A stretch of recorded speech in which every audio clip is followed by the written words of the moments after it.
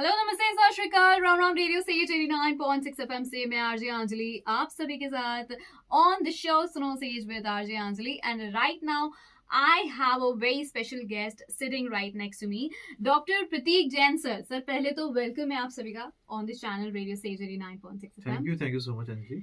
Sir is the head of branding and promotion, training placement and industry interaction cell, counseling and admission, Sage University, Indore. And sir एक counselling coach भी हैं sir आप, right? तो sir आप students को सबसे पहले career counselling करना जो स्टूडेंट्स चाहते हैं उनको आप क्या कहेंगे कि स्टार्ट कहाँ से करना चाहिए? देखिए, ये बहुत ही इम्पोर्टेंट क्वेश्चन होता है किसी भी स्टूडेंट के लिए when they give the exam 12th या 10th में जब सब्जेक्ट चूज करना हो, कौन सा सब्जेक्ट चूज किया जाए, क्योंकि ये एक बहुत इम्पोर्टेंट डिसीजन है। क्योंकि एक बार जो आप फील्ड करियर चूज कर लेते हो, पूरी जिंदगी आपको उसी में काम करना है। और यदि आपने कोई ऐसा सब्जेक्ट चूज कर लिया जो आपके पसंद का नहीं है, तो आपको जिंदगी बहुत बोझ लगने लगेगी। और यदि आपको इंटरेस्ट का काम आपका है, तो आपको उसको काम करने में मजा आएगा और आप उसमें बहुत ज़्यादा सक्सेस हो सकते हो। इसलिए सब्जेक्ट चूज करते समय, कोर्स चूज करते समय अपना इंटरेस्ट, अपनी स्ट्रेंथ, उसका फ्यूचर, ये तीनों एस्पेक्ट्स देख के स्टूडेंट्स को डिसीजन लेना चाहिए। और अभी तो पीक टाइम चल रहा है, 12th खत्म हो गया है लोगों के, स्टूडेंट्स के, तो अब स्टूडेंट्स जो है कॉलेज की तरफ बढ़ रहे हैं, ढूंढ रहे हैं कि अब क्या करना है। So we are talking at the right time. So sir आपके अकॉर्डिंग आज के जमाने में कौन सी फील्ड्स जो हैं, उन फील्ड्स में मतलब कौन सी फील्ड्स में सबसे ज्यादा ग्रोथ अपॉर्चुनिटीज हैं? देखिए, सबसे पहले हमने बात करी अंजलि की जो भी ग्रोथ अपॉर्चुनिटीज हो, लेकिन स्टूडेंट्स को अपना इंटरेस्ट देखते हुए, अपनी स्ट्रेंथ देखते हुए कोई भी विषय का चयन कर, सब्जेक्ट का सिलेक्शन करना चाहिए। ये सबसे बड़ी इंपॉर्टेंट बात है। ये देख के ना देखें कि उस फील्ड में बहुत पैसा है तो हम ये कर लें, वो कर लें। ये सिलेक्शन का क्राइटेरिया नहीं होना चाहिए। देखिए, पैसा खूब भी कमा लिया लेकिन आपको सेल्फ सेटिस्फेक्शन नहीं है तो कोई मतलब नहीं होता है। और पैसा थोड़ा सा कम भी है तो भी यदि आपने अपने पसंद का करियर चूज किया हुआ तो उसमें भी आप बहुत अच्छी ग्रोथ करके अच्छी मनी अर्न करके स्टेब्लिश कर सकते हैं अपने आप। बिल्कुल। पीयर प्रेशर में भी स्टूडेंट्स जो है आजकल की, नहीं वो ये फील्ड सेलेक्ट करा है तो मैं भी, तो सर उस पे आप क्या कहेंगे? बिल्कुल, इसमें ना मैं स्टूडेंट्स को भी बोलूँगा और पेरेंट्स को भी खासकर बोलना चाहूँगा कि वो उस चीज़ का ध्यान रखें कि वो स्टूडेंट को प्रेशर ना करें। कि भाई हमारे उस बुआ के बेटे ने ये कोर्स लिया था, वो बहुत सक्सेस हुआ, तो आप भी यही कोर्स कर लो। या वो हमारे फ्रेंड के बेटे ने ये कोर्स किया था तो आप भी यही कर लो। ऐसा नहीं हो। हर इंडिविजुअल अलग है, हर इंसान अपने आप में अलग है, उसका इंटरेस्ट अलग है, उसका स्ट्रेंथ अलग है। तो उसको अपने हिसाब से कोई भी कोर्स चूज करने की फ्रीडम देनी चाहिए पेरेंट्स को। कंपैरिजन नहीं हो सकता कि वो इंसान ऐसा कर रहा है तो ये इंसान भी ऐसा करेगी। दोनों इंसान entirely different. Of course, right, truly set. Sir अभी जैसे हम करियर काउंसलिंग की बात कर ही रहे हैं, तो करियर काउंसलिंग का इम्पोर्टेंस क्या है आपके अकॉर्डिंग?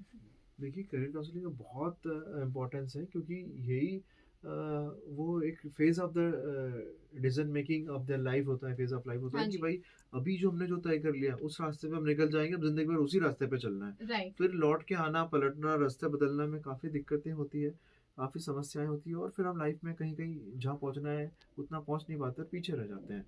तो बहुत केयरफुली डिसीजन करना चाहिए, बहुत अच्छे से एनालाइज करना चाहिए। काफ़ी सारे कोर्सेस अवेलेबल हैं, उनका प्रॉपर इवेल्युएशन करके कि हमारे लिए क्या सुटेबल है, वो इवेल्युएशन करके डिसीजन लेना चाहिए। So remember that there's no coming back.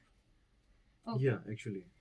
Sir, next question is कि पेरेंट्स को आप क्या मैसेज देंगे, क्या एडवाइस देंगे regarding their children career choices?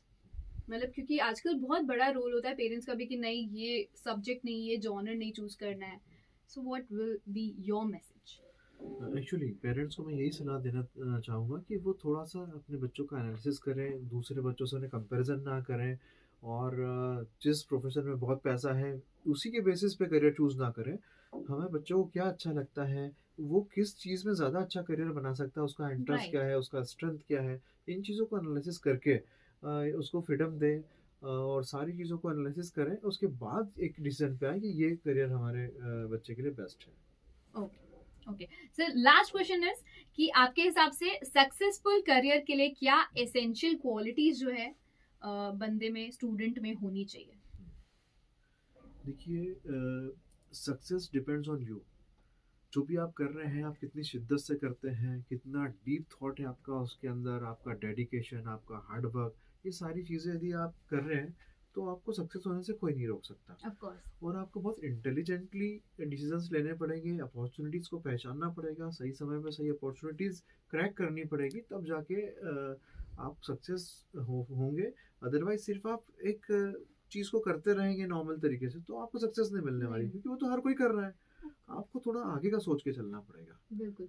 Also वैसे कंसिस्टेंसी भी आप क्या कहना चाहेंगे, क्योंकि consistency is the key of course. Definitely definitely. So what will be your message to the students now? देखिए, कंसिस्टेंसी इज द की। उसके बिना तो कुछ हो ही नहीं सकता। बिल्कुल। क्योंकि एक बोलता है ना कि एक तलवार की धार की तरह होती है कंसिस्टेंसी। बिल्कुल। कि जितना शार्प आप हैं, जितना रेगुलर उस चीज़ में है, तो ही उसका रिजल्ट बनेगा। वैसे कि मल्टीटास्किंग का आजकल कल्चर है, एक साथ आपको कई सारे काम करने पड़ते हैं, रोल प्लेस करने पड़ते हैं, लेकिन आप प्रायोरिटी सेट्स कर सकते हैं, शेड्यूलिंग कर सकते हैं, और उसको प्रॉपर एक शेड्यूल बना के आप हर चीज़ को फॉलो करके कंटिन्यू रख सकते हैं। राइट। इस पे मेरा ये क्वेश्चन है कि बीइंग अ यूथ, मैं भी ऐसा मतलब एक फेज आता है कि कुछ भी कर रहे होते हैं तो मोटिवेशन है ना बहुत नीचे चला जाता है जब वो चीज होती नहीं है किसी भी रीजन से, बीट एनी रीजन। तो पेशेंस हमारे में, आजकल के यूथ में पेशेंस की एक बहुत ज्यादा कमी है, तो उस पे आप क्या कहना चाहेंगे सर? देखिए अंजलि जी, आपने 2 क्वेश्चन पूछे हैं। पहले मैं पैशंस पे आंसर देना चाहूँगा। हाँ जी। देखिए, पैशंस लेवल कम होता जा रहा है। वो हमारे बिहेवियर में आ रहा है। राइट। उसका एक बेसिक रीज़न है कि पहले पुराने ज़माने में एक टीवी होता था, उस पे आपको यदि चैनल का ऑप्शन होते ही नहीं थे। एक बिल्कुल। चैनल होता था दूरदर्शन, फिर धीरे-धीरे 2-3-4 चैनल आए। उसके लिए आपको उठ के जाना पड़ता था और चैनल चेंज करना पड़ता था। तो बिल्कुल। आप बहुत फ्रीक्वेंटली नहीं करते थे, राइट। और वो भी बड़े हार्ड होते थे। तो आपको लगता था बहुत ज़्यादा वो करने में टूट ना जाए, तो आप बहुत अब लेकिन अब क्या हुआ कि आपके पास इतने मल्टीपल ऑप्शंस हैं कि छोटा-सा ब्रेक होता है तो आप चैनल चेंज कर देते हैं। कुछ भी चीज़ आप बार-बार चॉइसेस बदलते रहे, मतलब आपका पेशेंस So लेवल true. खत्म होता जा रहा है।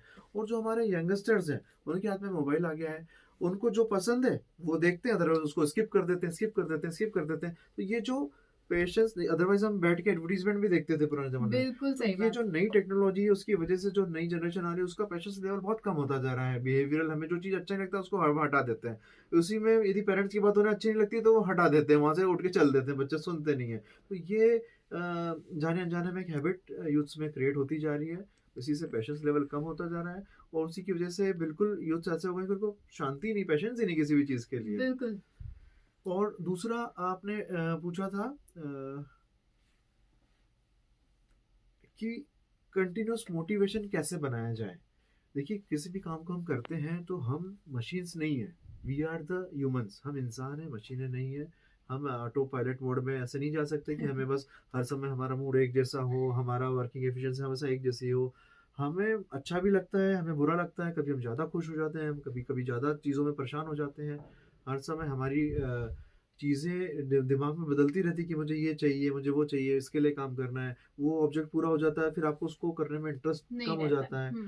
तो ये चीज़ें आपको समझनी पड़ेगी कि every time you can not perform in the same pace.